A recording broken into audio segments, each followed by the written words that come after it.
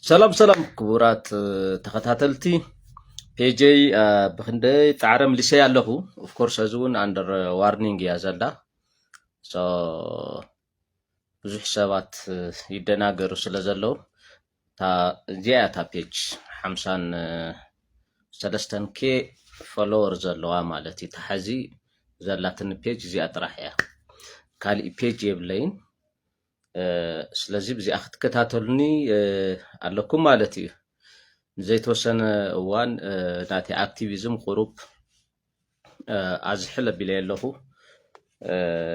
ኣብ ኢንተርቪዋት ገለ እውን ይቀርብን ምክንያት ኣለኒ እዩ ሎም መዓልቲ ሓንቲ ኢንተርቪው ኣላ ጀስት ኣብ 2 ሰሙን ኣብ 3 ሰሙን ሓንቲ ኢንተርቪው ናገርኩ እየ ድሕሪ ሕዚ ኸይድ ትሕዚ ዘሎ ናይ ትግራይ ፖለቲካዊ ኩነታት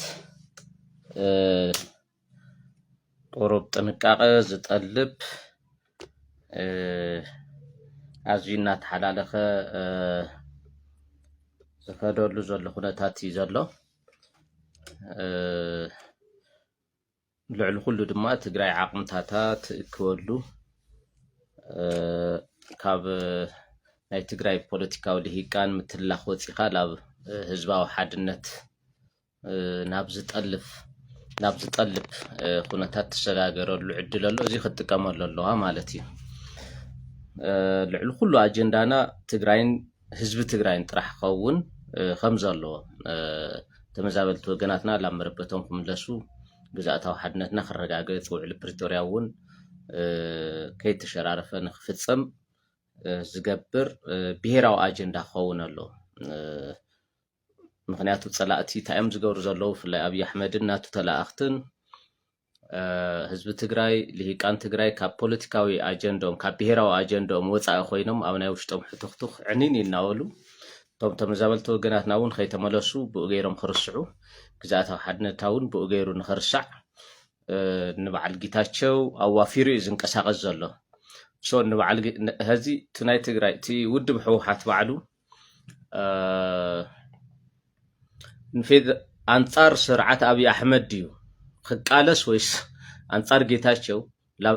ላብ ኮንፊውዥን እዮም ኣትዮም ትብታብ ገይሮምሉ ማለት እዩ ውሻ እዮም ኣትዮምሉ ሶ ሕዚ ሕወሓት ምስሊ በዓል ጌታቸው ዲ ክቃለስ ማለት ኣንጻር ንጌታቸው ንጻድቃን ዲ ክቃለስ ኣንጻር ኣብይ ኣሕመድ ዲ ክቃለስ ካብኡ ከዓብዚ ኣለው ብሽም ተቃውምቲ ውድባት ዝተጣየሹ ንሕወሓት ጥራሕ ምቋም ስርሖም ዝገበሩ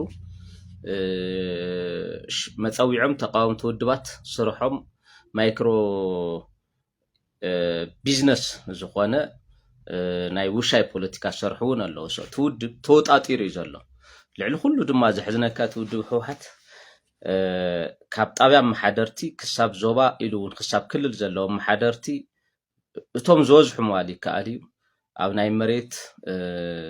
ምሻጥ ኣብ ናይ ኮንቴነር ምሻጥ ኣብ ኔትወርክ ኣብ ግዕዚና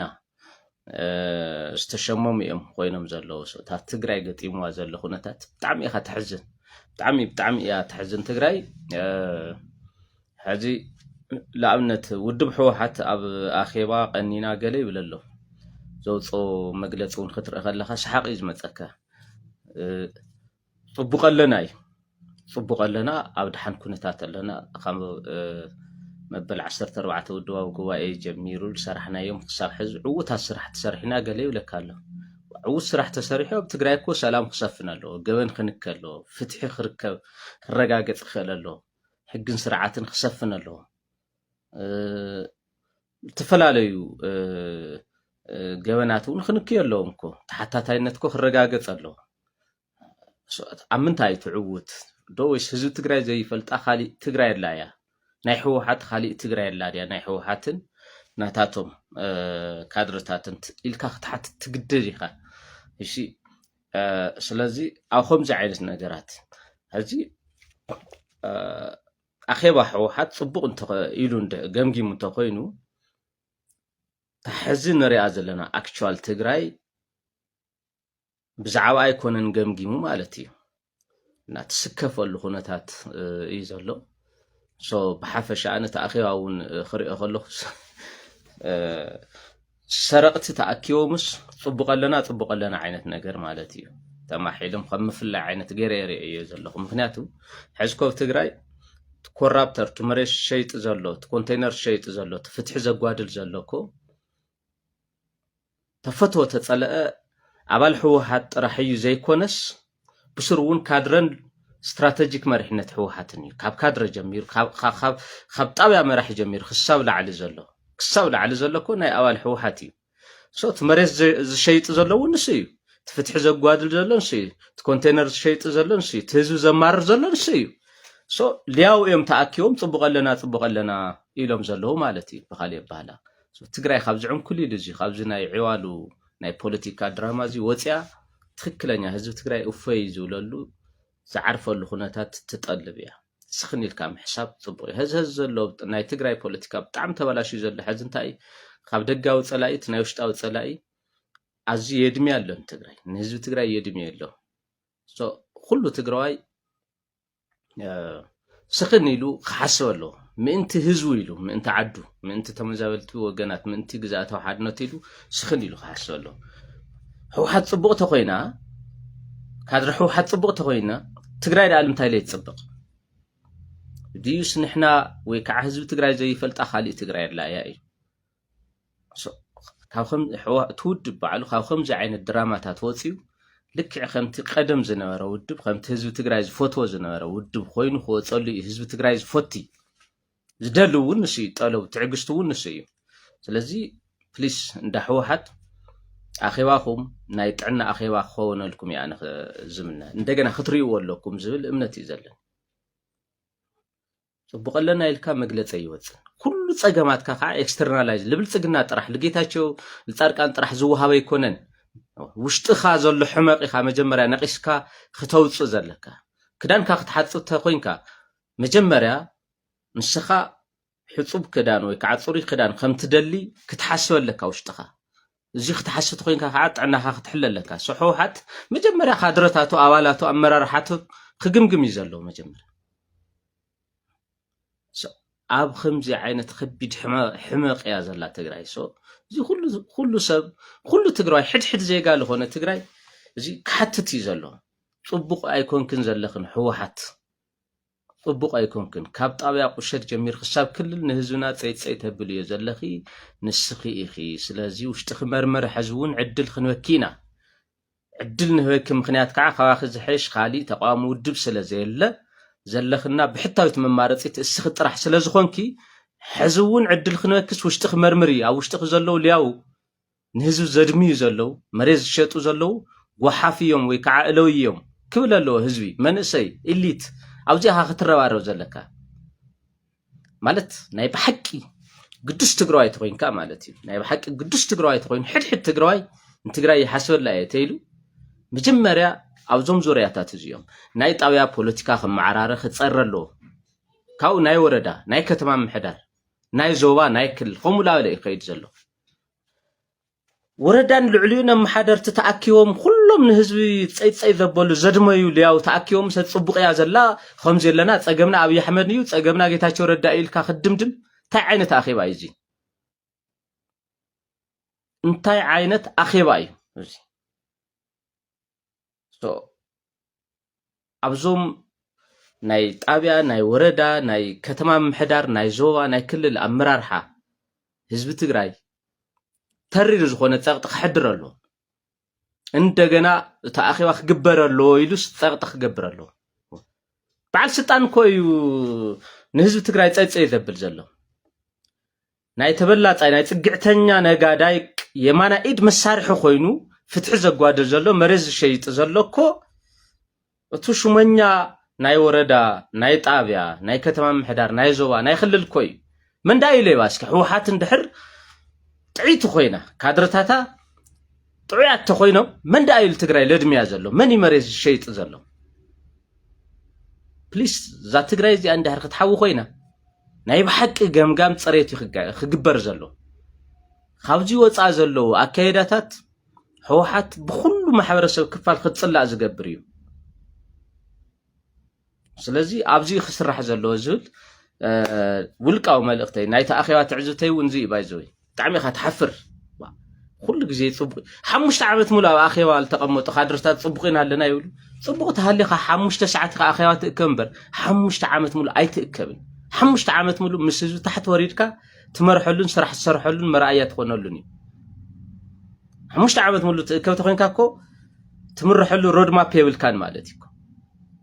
እና ትግራይ ገጢምዋ ዘሎ ውድቀት ብጣዕሚ መሰከፊ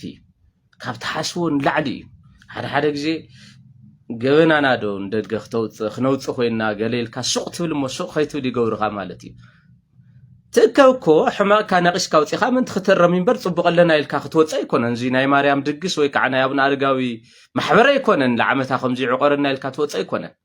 ፀገማትካ ቀሪፍካ ፖለቲከኛ ትኸውን ተኮይንካ መራሒ ትኸውን ተኮይንካ መራሒ ንክትከውን እዩ ሶ እዚ ሕድሕድ ትግራዋይ ህወሓት ፀገማ ንክትርኢ ብሓቂ እውን ክትገማገም ፀቕጢ ዝፈጥረሉ እዋን እዩ ናትና ፀገም ብዝኾነ ይኹን ኣገባብ ብዝኾነ ይኹን መዐቀኒ ልዕሊ ደጋዊ ፀላእትና ኣይኮነን ቁፅሪ ሓደ ፀላእትና ኮይኑ ዘሎ ሕዚ ውሽጣዊ ፀገምና እዩ ህወሓት ሕዚ እውን ካብ ጣብያ ኣመሓዳሪ ካብ ቁሸት ኣመሓዳሪ ክሳብ ክልል ዘሎ ካድረታታ ሹመኛታታ ክትግምግመ ኣለዋ ተዘይገምጊማ ኣፀጋሚ እዩ ነታ ውድብ ጥራሕ ዘይኮነስ ንህዝቡ ንትግራይ እውን እንተመዛበልቲ ወገናትና እውን ንግዛእታዊ ሓድነትና እውን ሓደጋ ይኸውን ብፅቡቅ ገይራ ክትግምግመ ኣለዋ ዝብል ኣነ ውልቃዊ እምነተይ እዚ ባይዘ ውሽጠይ ዝኣምኖ